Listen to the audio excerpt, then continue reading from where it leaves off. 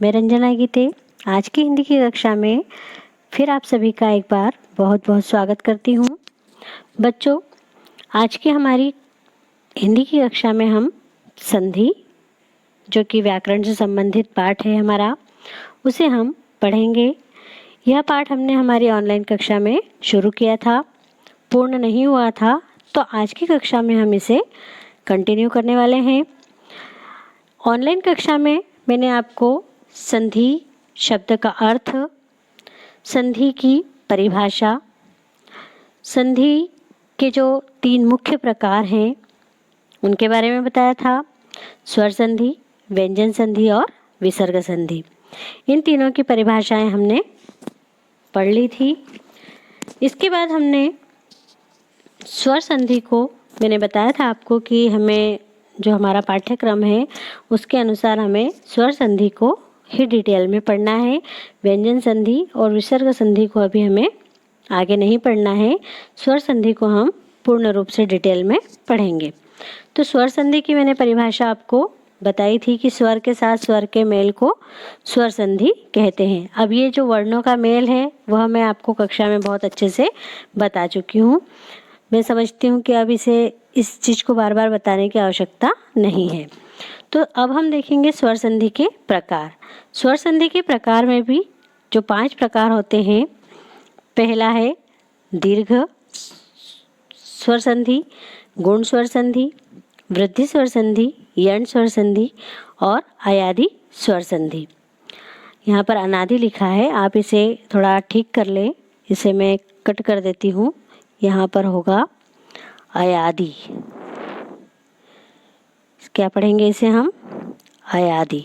इसे आप करेक्शन कर लें। कॉपी में यदि आप उतार रहे हैं तो आप इसे करेक्शन करें, ठीक है।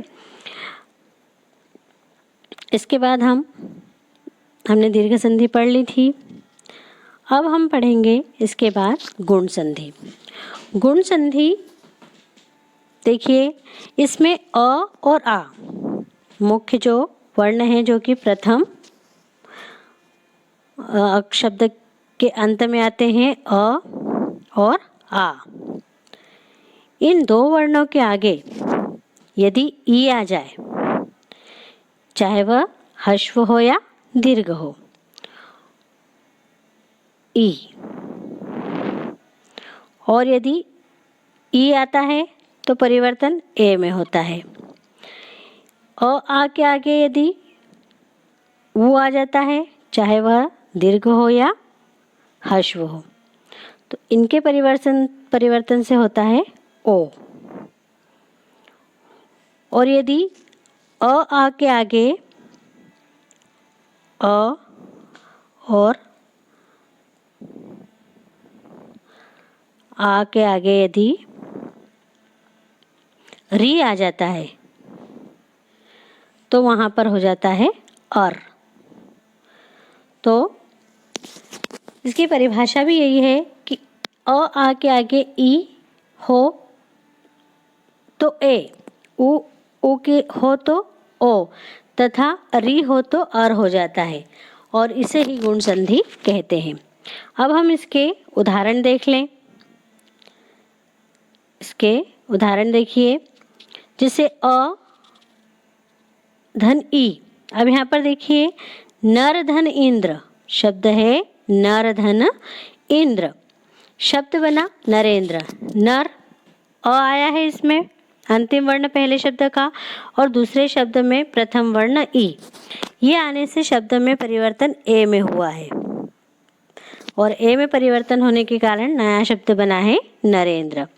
उसी प्रकार आ के आगे ई आने से भी परिवर्तन हुआ है ए में, जैसे महाधनेंद्र शब्द बन गया है महेंद्र। अब उसी प्रकार देखिए, नरधन ईश नरेश, महाधन ईश महेश। अब ये तो थी ई की बात। अब हम बात करें अ आ के आगे ऊ की। जब अ आ के आगे ऊ आएगा तो परिवर्तन ओ में होता है। तो देखिए, जैसे ज्ञान धन उपदेश, अब ज्ञान में अ और अ के सामने ऊ आया तो परिवर्तन ओ में हुआ है, शब्द बना है ज्ञानोपदेश। उसी प्रकार अ धन उ परिवर्तन हुआ है ओ में। उस देखिए महाधन उत्सव, आ के सामने उ आ गया, शब्द बन गया है महोत्सव। तो इस प्रकार से यह परिवर्तन गुण संधि कहलाती है। अब देखिए अगला और कुछ उदाहरण दिए हैं। अ के आगे उ आने से जलधन उर्मी, जलोर्मी, महाधन उर्मी, महोर्मी। तो ये तो थे अ आ के आगे उ आने से, चाहे हश्व हो या दीर्घ। अब हम देखेंगे अ आ के आगे यदि री आता है तो परिवर्तन किस में होता है? अर में होता है। अब वो देखिए देवधन ऋषि, देव यहाँ पर अ, यहाँ पर सामने उसके आ गया है री, तो परिवर्तन किस में हुआ है? अर में। अब ये अर हमें दिखाई नहीं दे रहा है, उच्चारण करेंगे आप तो देवर्षि, अर का उसमें प्रयोग उच्चारण होगा। महाधन ऋषि, महर्षि। उसी प्रकार सप्तधन ऋषि, सप्तर्षि। तो इस प्रकार से ये परिवर्तन होते हैं। अगला इसके बाद हम देखेंगे वृद्धि संधि। वृद्धि शब्द का अर्थ होता है बढ़ना। वृद्धि शब्द का अर्थ क्या होता है? बढ़ना। जब कुछ बढ़ता है तो हम क्या कहते हैं? वृद्धि हो गई, है ना। तो वृद्धि का अर्थ होता है बढ़ना। अब देखिए वृद्धि संधि की परिभाषा क्या है? अ आ का ए से मेल होने पर, जब अ और आ इन दो वर्णों का किससे मेल होगा? ए से। चाहे वह ए और ऐ दोनों के मेल होने से परिवर्तन क्या होता है? इसमें अय होता है। क्या परिवर्तन होता है? अय होता है। मतलब एक मात्रा उसकी बढ़ जाती है। दूसरा जो है वह अ आ के सामने यदि ओ, चाहे ओ हो या औ हो, यदि ये आ जाते हैं तो परिवर्तन क्या हो जाता है? औ में हो जाता है। अर्थात इसमें भी एक मात्रा बढ़कर लिखी जाती है। तो इसे ही वृद्धि संधि कहते हैं। जब एक मात्रा बढ़ जाएगी तब वहाँ पर वृद्धि संधि होगी। अब इसके उदाहरण हम देखते हैं। देखिए एक धन एक, अब यहाँ पर देखेंगे एक धन एक। अब यहाँ पर अ, एक जो पहला वर्ण है, शब्द है, उसका अंतिम वर्ण अ के आगे ए आ गया है तो शब्द हो गया एक एक। यहाँ पर आप देखेंगे कि ये जो मात्रा है वह बढ़ गई है, एक मात्रा आई की मात्रा हो गई है। जबकि जो शब्द दिए हैं वो एक एक मतलब ए की मात्रा का है, जबकि जब नया शब्द बना है तो वह आई की मात्रा में परिवर्तित होकर बना है। उसी प्रकार मतधन ऐक्य शब्द बना है मतेक्य। ठीक है। अब ये तो थी अ आ के आगे ए की बात। अब हम देखते हैं अ और आ के आगे जब ओ और औ आ जाते हैं तो भी परिवर्तन किस में होगा? औ में होगा। देखिए वन धन औषधि, वन धन औषधि शब्द बना है वनौषधि। फिर महाधन औषध, यहाँ पर औषध शब्द गलत लिखा है, थोड़ा उसको ठीक कर लेना। औषध आएगा, औषध नहीं होता है। ठीक है। तो महाधन औषध शब्द हो गया महौषधि, एक मात्रा बढ़ गई। तो इस प्रकार से वृद्धि संधि में एक मात्रा बढ़ जाती है, एक मात्रा की वृद्धि हो जाती है, इसीलिए इसे वृद्धि संधि कहते हैं। इसकी पहचान ही यही है कि जब इसके जो शब्द होते हैं, वृद्धि संधि के जो भी शब्द होते हैं, उसमें या तो ऐ की मात्रा आपको मिलेगी या फिर औ की मात्रा मिलेगी। इस प्रकार से दो मात्राएं इसमें हमें देखने को मिलती है। ठीक है। अब अगला हम देखते हैं यण संधि। यण संधि के भी कुछ कंडीशंस हैं, उन्हें देखिए। ई हश्व और दीर्घ, छोटा या बड़ा, इनके आगे यदि कोई असमान स्वर हो, असमान मतलब इनके समान कोई स्वर न हो, है ना। यदि ई के आगे ई आया तो हमको पता है कि वह दीर्घ संधि हो जाएगी। लेकिन इससे विपरीत कोई सा शब्द आ जाएगा, आएगा स्वर ही, लेकिन कोई दूसरा शब्द होगा तो उसके स्थान पर क्या हो जाएगा, ई, चाहे दीर्घ हो या ह्रस्व हो। इसके सामने यदि अ आ गया या आ गया तो इसका परिवर्तन जो होता है वह य में होता है। ठीक है, अब यही परिवर्तन जो है वह ऊ के आगे देखें। जब ऊ और ऊ, दीर्घ या ह्रस्व, दोनों के सामने, दोनों में से कोई भी हो, उनके सामने यदि अ या आ जाता है तो वहां परिवर्तन जो होता है वह व में होता है। ठीक है, अगला जो है वह री। री के आगे यदि अ आ जाएगा तो वहां पर जो परिवर्तन होगा वह र में होगा।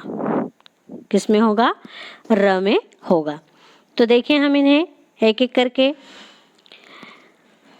इसकी 3 कंडीशन समझ कर रखें कि ह्रस्व या दीर्घ ई आता है और ई के आगे यदि सामने अ आ जाता है या कोई भी असमान स्वर आ जाता है तो वहां पर यह होगा।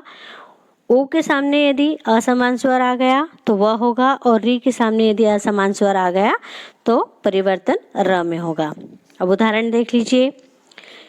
ई धन अ, परिवर्तन हुआ य में। अब देखिए किस तरह से, देखिए यदि धन अपि, यदि पहले शब्द के अंत में, पहले शब्द के अंत में आप देखेंगे ई, दूसरे शब्द का जो प्रारंभ है वह है अ, परिवर्तन किस में हुआ, य में। अब यद्यपि को हम इस तरह से लिखते हैं, यदि आपको ऐसा समझ में नहीं आया हो तो देखिए, यद्यपि हम इस तरह से लिखते हैं तो ये परिवर्तन य में हुआ है।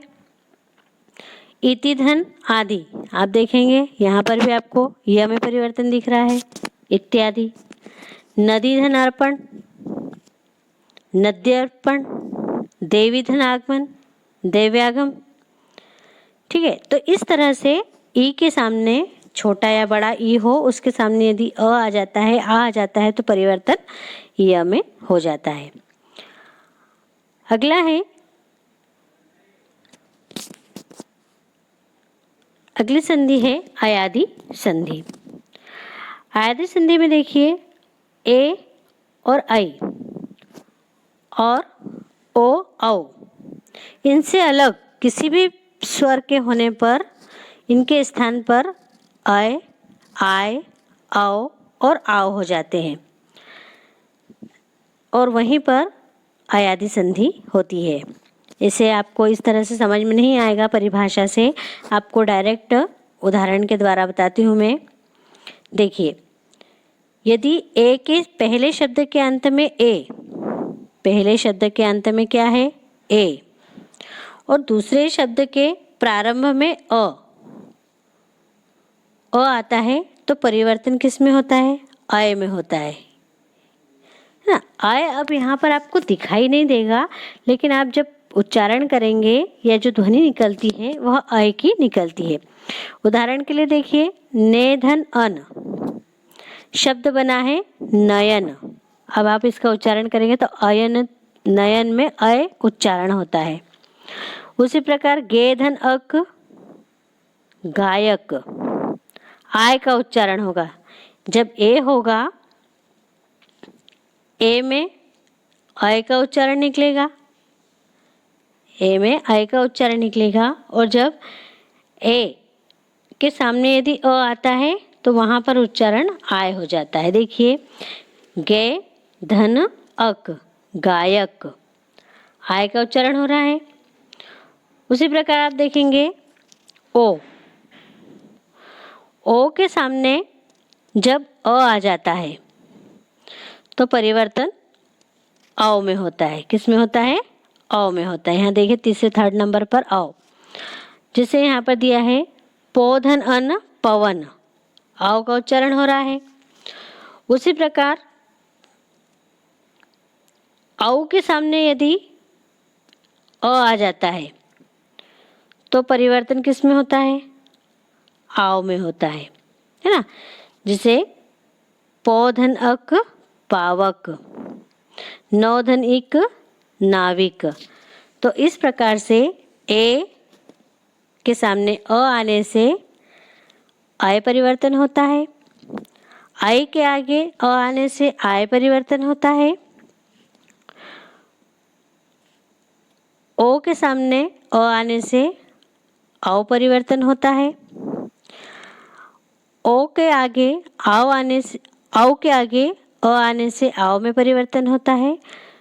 तो ये है आपकी अयादी संधि। तो बच्चों, आज की कक्षा में हमने इस स्वर संधि के सभी प्रकारों को अच्छे से समझा है। तो आज की कक्षा हमारी यही समाप्त होती है। Thank you. Have a nice day.